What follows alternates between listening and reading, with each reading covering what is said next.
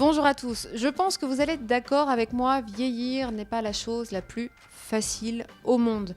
Alors bien sûr, si on vieillit, ça signifie qu'on vit, donc quelque part c'est une bonne nouvelle, mais ce n'est pas évident de savoir que petit à petit, la vie, le temps nous amène à chaque fois un peu plus proche de notre fin qui est inévitable depuis la nuit des temps.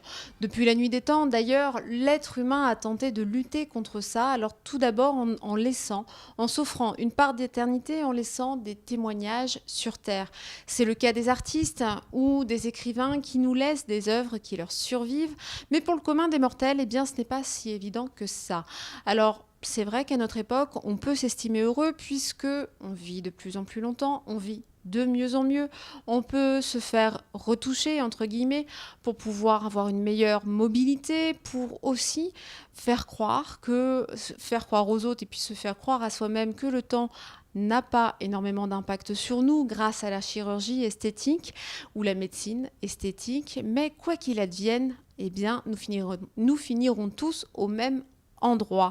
C'est quelque chose donc qui nous perturbe depuis toujours, qui nous perturbera toujours. Notre plus grand fantasme, c'est certainement la vie éternelle, mais qui dit vie éternelle dit jeunesse et beauté éternelle. C'est sûr qu'on n'a pas envie de vivre à 90 ans avec une canne éternellement. Et c'est déjà le sujet qu'abordait Oscar Wilde dans son œuvre Le Portrait de Dorian Gray il y a de ça un siècle.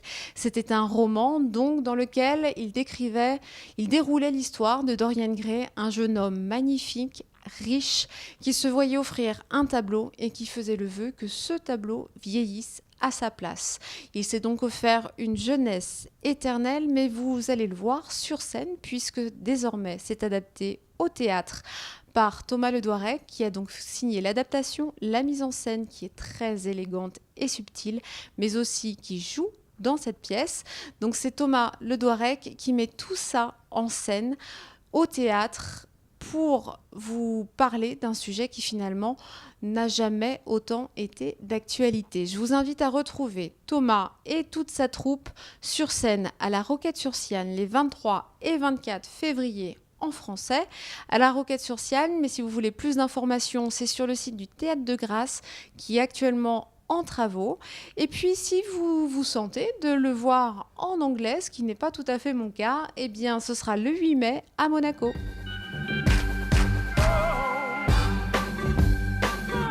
Je suis sur la séquence M. Explique-moi pourquoi tu ne veux pas exposer le portrait de ce Dorian Gray. Et dis-moi la vraie raison. C'est que je crains d'avoir trahi le secret de mon âme. Dorian Gray. Je suis intimement persuadé qu'Oscar Wilde aurait voulu... je pense que c'est la meilleure pièce d'Oscar Wilde. En fait, pour moi, le portrait de Dorian Gray est la meilleure pièce qu'Oscar Wilde n'ait jamais écrite. Ou n'a pas pu écrire, en fait. Si je veux être honnête, je suis persuadé qu'il aurait aimé en faire une pièce. C'est avant tout un auteur de théâtre, Oscar Wilde. C'est pas un romancier, c'est le seul roman. C'est son seul roman, le portrait de Dorian Gray. Si bien que c'est lui rendre justice que d'en faire une pièce de théâtre. Il n'aurait pas pu en faire une pièce. À l'époque, la censure, la morale de l'époque l'en aurait empêché. Donc c'est vrai que c'est un peu lui rendre justice que d'en faire une pièce aujourd'hui. Ça parle aussi d'homosexualité, la pièce. Donc c'est un sujet impossible de traiter à l'époque.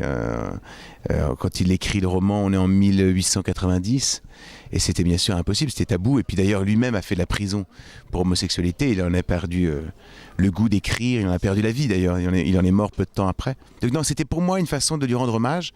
Et puis le texte est tellement beau, il y a des scènes entières du roman qu'on retrouve dans le spectacle. C'est un des romans les mieux dialogués qui existent dans la littérature. Le seul moyen de se délivrer de la tentation, c'est d'y céder.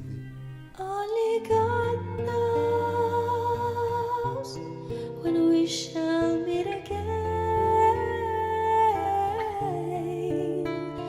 There's a slight cold fear. Vous possédez un visage d'une extraordinaire beauté, Monsieur Gray. Or, la beauté est une des formes du génie. Que dis-je ? Elle surpasse même le génie.